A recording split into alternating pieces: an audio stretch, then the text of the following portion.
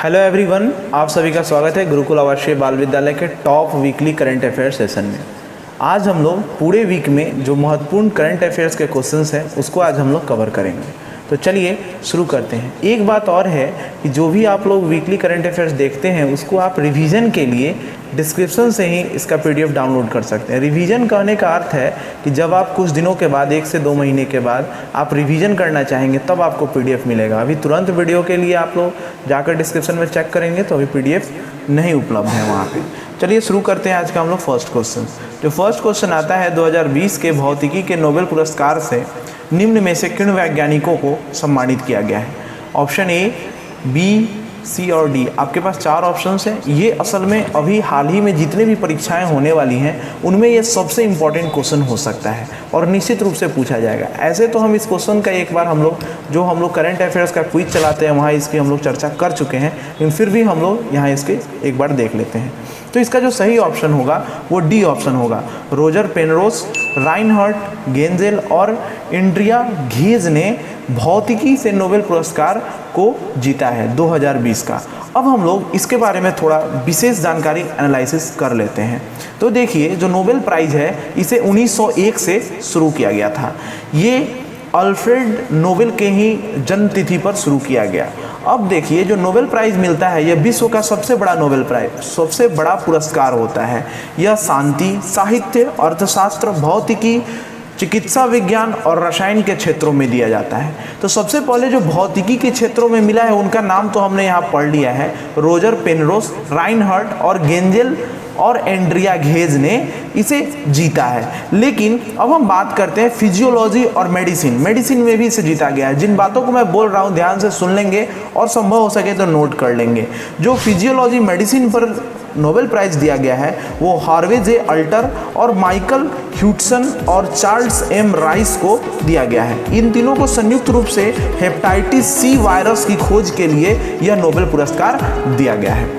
और बात करते हैं केमिस्ट्री नोबेल पुरस्कार 2020 की, तो इसे इमैनुअल चार्पियर और जेनिफर ए डोएडा को दिया गया है। यह किस लिए दिया गया है? इन्होंने जीनोम संपादन के विकास पर खोज किया है, इसलिए इन्हें नोबेल पुरस्कार दिया गया है। तो ये तीनों जो क्षेत्र में पुरस्कार हैं इसे आप निश्चित रूप से याद कर लेंगे क्योंकि ये आने वाले परीक्षाओं के लिए काफ़ी इंपॉर्टेंट हो सकता है। चलिए अगला प्रश्न देखते हैं। केंद्र सरकार ने हाल ही में एसबीआई का चेयरमैन किसे नियुक्त किया है? आपके सामने 4 ऑप्शन हैं, तो इसमें जो सही आंसर होगा वो होगा दिनेश कुमार खड़ा जी। हाल ही में एसबीआई ने अपने चेयरमैन को दिनेश कुमार खड़ा जी को बना दिया गया है। अब हम यहाँ से इसको रिलेट करते हैं और क्वेश्चन से, जैसे कि हम यह जानना चाहेंगे कि दिनेश कुमार खड़ा जी किसको रिप्लेस करके एसबीआई के चेयरमैन बने हैं, तो वो रजनीश कुमार जी को रिप्लेस करके दिनेश कुमार खड़ा जी को बनाया गया है। यानी इससे पहले एसबीआई के चेयरमैन रजनीश कुमार जी थे। एसबीआई से एक और करंट से रिलेटेड हम बात कर लेते हैं। एसबीआई ने हाल ही में तैरता हुआ एटीएम बनाने का सबसे पहला भारत का तैरता हुआ एटीएम एसबीआई ने बनाया है। यह कोची में बनाया गया है, तो इसको आप लोग याद रखेंगे। भारत का पहला तैरता हुआ एटीएम एसबीआई के द्वारा कोची में बनाया गया है। अब चलिए फटाफट से कुछ वन लाइनर क्वेश्चंस को कर लेते हैं। केंद्र सरकार ने हाल ही में किसे आरबीआई का डिप्टी गवर्नर नियुक्त किया है? तो एम राजेश्वर राव जी को।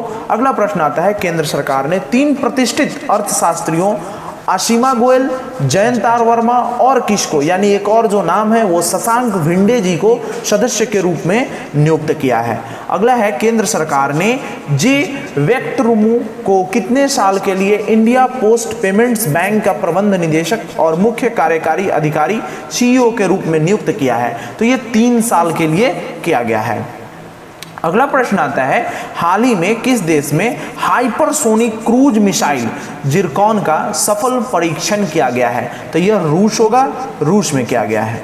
केंद्रीय मंत्रिमंडल ने हाल ही में भारत और किस देश के बीच साइबर सुरक्षा के क्षेत्र में सहयोग को लेकर समझौते पर हस्ताक्षर को मंजूरी दी है? तो ये जापान के साथ की गई है। नोट करते चलेंगे।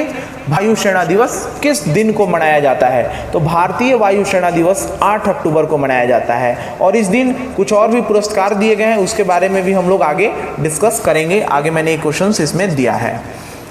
देखते हैं हाल ही में किस भारतीय महिला पहलवान ने हरियाणा के खेल और युवा विभाग के उप निदेशक पद से इस्तीफा दे दिया है। आपको तो पता ही होगा, ये बबीता फोगाट जी। बबीता फोगाट जी पर एक फिल्म भी बनी है, आप लोगों ने उसे देखा होगा, नहीं देखे होंगे तो देख लीजिएगा। चलिए आगे बढ़ते हैं।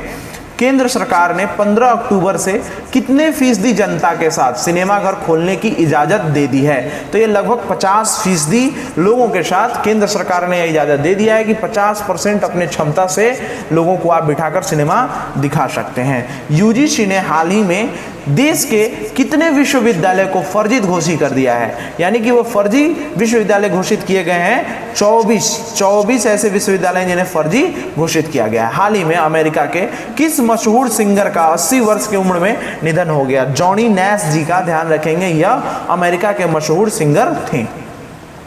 हाल ही में किस राज्य के मुख्यमंत्री ने किसान रथ मोबाइल ऐप को लॉन्च किया है? तो ये असम में लॉन्च किया गया है किसान रथ मोबाइल ऐप। भारतीय रिजर्व बैंक ने जम्मू कश्मीर के चेयरमैन और प्रबंध निदेशक सीएमडी आर.के. छिब्बड़ का कार्यकाल कितने महीनों के लिए बढ़ा दिया है? तो ये लगभग 6 महीनों के लिए बढ़ा दिया गया है। विश्व दृष्टि दिवस किस दिन को मनाया जाता है? तो यह अक्टूबर के दूसरे गुरुवार को मनाया जाता है। ऐसे इस 2-3 क्वेश्चंस का हम लोग डिस्कशन डेली क्विज में कर चुके हैं, जो कि हम लोग रात शाम 7 बजे डेली जुड़ते हैं। तो यदि आप लोग चैनल पे नए हैं और आप नहीं आते हैं तो आप जरूर आइए शाम 7 बजे अपने दिन भर में पढ़े गए करंट अफेयर्स का जांच करने के लिए कि कितना आपने पाया है दिन भर के करंट अफेयर्स को। एक क्विज के माध्यम से बड़ा मजा आता है, हम लोग काफ़ी एनालिसिस वहाँ करते हैं। आगे बढ़ते हैं। यूरोपीय संघ की संसद ने 2030 तक कितने प्रतिशत उत्सर्जन में कटौती के लिए मतदान किया है? तो लगभग 60% के लिए किया है। फोर्ब्स की तरफ से जारी रैंकिंग में जो लगातार 13वें साल भारत के सबसे अमीर लोगों की सूची में पहले स्थान पर हैं, वो मुकेश अंबानी जी हैं। इन्होंने 13 साल में ये अभी तक 13वीं बार जो है सो फर्स्ट पर हैं फोर्ब्स के तरफ से जारी रैंकिंग में। फोर्ब्स जो है तो दुनिया के जो भी लोग हैं, भारत के या फिर दुनिया के जो भी लोग हैं, सभी लोगों की वो सूची तैयार करती है कि कौन सबसे ज़्यादा अमीर है, जिसमें भारत के मुकेश अंबानी भारत में सबसे पहले नंबर पर 13वें बार हैं। और बस यही रिक्वेस्ट है मुकेश अंबानी जी से कि हम लोग का इंटरनेट थोड़ा फास्ट करें, है ना। फर्स्ट स्थान तो बनाए रख रहे हैं लेकिन इंटरनेट स्लो होते जा रहा है, जो कि हम लोग ऑनलाइन क्लास को और अच्छे से कर सकें। आगे देखते हैं। हाल ही में किस केंद्रीय मंत्री एवं एलजेपी के नेता का 74 वर्ष की उम्र में बीमारी के कारण निधन हो गया? तो ये रामविलास पासवान जी हैं, जो कि केंद्रीय मंत्री थे और एलजेपी के ऐसे आप नेता नहीं, इनको आप कह सकते हैं एलजेपी पार्टी इन्हीं के द्वारा गठित की गई थी। अगला प्रश्न आता है। विश्व बैंक ने चालू वित्त वर्ष के सकल घरेलू उत्पाद जीडीपी में कितने प्रतिशत गिरावट का पूर्वानुमान किया है? तो 9.6% है। युद्ध सेवा मेडल पाने वाली पहली महिला बन गई हैं। यही भारतीय वायुसेना दिवस के दिन मिट्टी अग्रवाल जी को युद्ध सेवा मेडल दिया गया था। विश्व डाक दिवस 9 अक्टूबर को मनाया जाता है। देखिए हम लोग तो प्रतिदिन करंट अफेयर्स में बहुत सारे डेट्स को हम लोग डिस्कशन करते हैं। इसमें हम लोग यह देखते हैं कि बहुत सारे डेट्स हमारे सामने आते हैं, तो इसको हम लोग याद कैसे करें। याद करने के लिए हम लोग अपने डेट्स, कुछ ऐसे बर्थडे वगैरह होते हैं जो कि हमारे लिए काफ़ी इंपॉर्टेंट होते हैं, जो कि हम भूल नहीं सकते हैं। तो उससे हमको क्या करना चाहिए, इसको रिलेट कर कर याद करना चाहिए, जिससे कि डेट्स हमारे दिमाग में ज़्यादा समय तक रहेंगे। ज़्यादा समय तक कहने का अर्थ है हमारे एग्जाम क्रैक होने तक तो जरूर रहेंगे। चलिए, वित्त मंत्री निर्मला सीतारमण के अनुसार क्षतिपूर्ति उपकर कंपनसेशन केस से प्राप्त कितने करोड़ रुपए का वितरण राज्य सरकारों के बीच किया जाएगा? तो 20,000 करोड़ रुपए का होगा। अगला आता है। विश्व कपास दिवस किस दिन को मनाया जाता है? तो यह 7 अक्टूबर को मनाया जाता है। हाल ही में किस देश से supersonic missile assisted release of torpedo का सफलतापूर्वक परीक्षण किया गया है? तो ये देश कौन हो सकता है? अपना देश भारत। साढ़े जहां से अच्छा हिंदुस्तान हमारा। वर्तमान में किस देश के साथ हल्के वजन के टैंकों का अधिग्रहण के लिए वार्ता कर रहा है? तो यह रूस होगा। तो चलिए मित्रों, आज का जो वीकली करंट अफेयर्स का जो स्पेशल सेशन था यहीं पर समाप्त होता है। दोस्तों, मैं आपको एक जानकारी देना चाहता हूं। हम लोगों का जो एक अपना ही चैनल है एग्जाम 96, वहां हम लोगों ने विटामिन से रिलेटेड बहुत सारे इंपॉर्टेंट क्वेश्चंस को, जो कि कि पक्के एग्जाम में आने वाले हैं उसको हमने वहां पर डाल दिया है। तो आप जाकर वहां उसे जरूर एक बार चेक करें और देखें, वो क्वेश्चंस एग्जाम में जरूर आएंगे। साथ ही साथ रीजनिंग के भी कुछ क्वेश्चंस हम लोग डालने वाले हैं जो कि आप लोगों के स्पेशल रिक्वेस्ट पर हो रहे हैं, तो वहां जाकर आप लोग जरूर देखें। चलिए दोस्तों, यदि आप हम लोग के चैनल पर नए आए हैं तो एक बार सब्सक्राइब जरूर करेंगे। वीडियो अगर आपको अच्छा लगा तो लाइक करें, कम से कम एक स्टडी ग्रुप में जरूर शेयर करें। धन्यवाद, आपका दिन शुभ हो। जय हिंद, जय भारत के युवा।